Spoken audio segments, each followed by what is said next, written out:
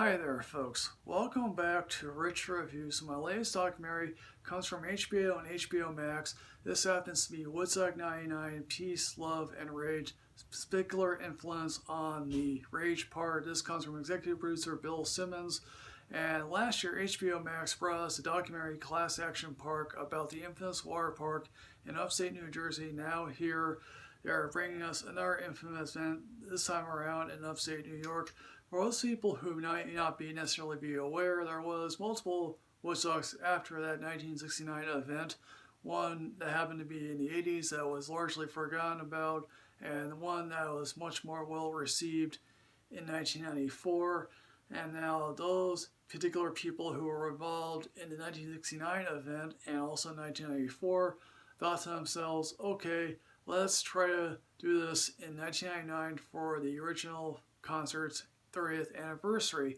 And so they thought to themselves, where could we host this? And they said on Rome, New York. Now, one of the first big oops they decided to do was set this thing in an abandoned Air Force base. And like a lot of things that happened in the 1990s, the Cold War ended and a lot of defense contractors and installations went out of business.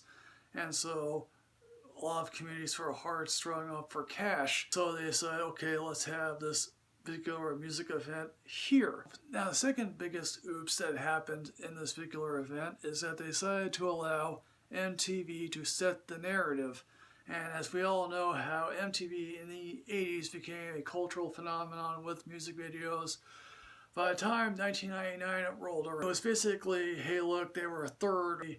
Carson Daly and TRL sort of became the norm. And I think one of the things that this documentary really tries to show you, by the time 99 rolled around, the baby boomers were still holding on to power. They are still holding on to power now, if you can think about it. They wanted to have one last send-off. I think Woodstock 94 tried to be that, but was so well received they wanted to another one grand send-off.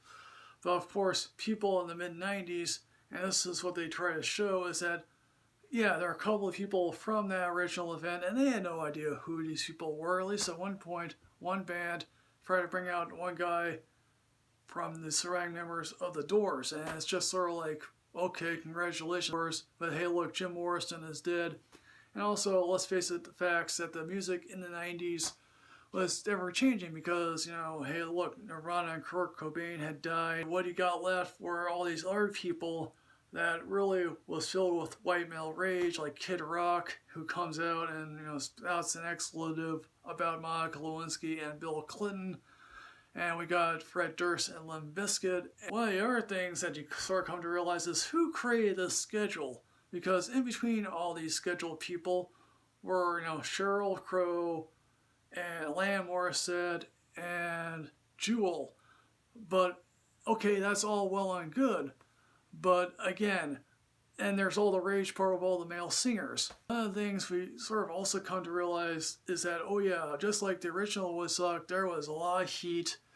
Water was sold for $4 or $5, and I'm thinking to myself, who would want to buy a bottle of water for $5? 94, which, yes, clearly, when people were getting covered in mud, it was actual mud. When people were getting covered what we think was mud was actually human feces. Consensual sex may have been great back in 69, but by the time 99 rolls around, consensual sex might mean something completely differently because, let's face facts, sexual assault occurred frequently in this particular concert. Things we do come to realize here is, oh yeah, that there are two main stages here, and they're both separated fairly big, and then there's also a rave tent.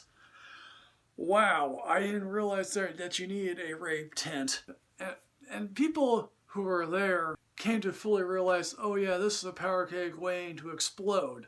And for those people who attended that event, I know there are some people out there who think, wow, what great days. Well, you'll look at this documentary and say to themselves, okay, what was I thinking? Or they'll toast to saying, great days, what they were. This also was the era of Girls Gone Wild. Basically, a whole lot of people in the crowd were saying, show us your boobs, particularly at that one actress who was in Birds of Prey. Clearly, at the end of that 3-day event, MTV decided to themselves, okay, let's get the heck out of Dodge because things are definitely going to get worse.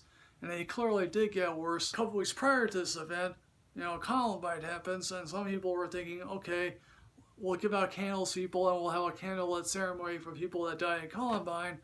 Whoops, that turned out to be a mistake because on the last night of the event, people just decided to burn the place down. The Red Hot Chili Peppers thought to themselves, okay, for one final act of this particular event, we'll sing the song Fire by Jimi Hendrix. Was shown to be ineffective was the security guys who were basically giving a couple hours of training, and then they just decided, okay, we'll just scatter into the background. Now, obviously, when we come to learn is that people weren't allowed to bring their own food and water, but if they decided to bribe the security guards, could bring in their own drugs. Also, the era of how Napster came into being and how, let's face it, the music of what my parents and my grandparents may have liked is not the music that kids of today will absolutely love. At the end of this documentary, we come to learn that, several months after this particular concert, Coachella happened. And Coachella has been going on for roughly 22 years, and it's been earning a profit ever since. Rome didn't get much money out of this particular event. Creators of the original Woodstock wanted to do something for its 50th anniversary. Of course, unforeseen circumstances sort of forced them to cancel that event. But you just have to look at the footage, and there are plenty of talking heads, people who sort of take other people to the woodshed, other people who sort of recall fondly this event, although those are people that are few and far between. Hey, look, there were no cell phones of that era, and so they had to literally go to a place to meet up with people. So in the end, folks, what I'm going to say about Woodstock 99, Peace, Love, and Rage, amazingly enough, I'm going to give this a leave work early because you just happen to be just in awe of what a whole bunch of pin-up rage guys can do to a particular event. Woodstock 99, Peace, Love, and Rage. Have you seen this footage? If you think, did you actually attend this event back in the 90s? As always, folks, like, comment, subscribe, enrich yourself with knowledge. I'll see you next time, folks. Yes, hooray.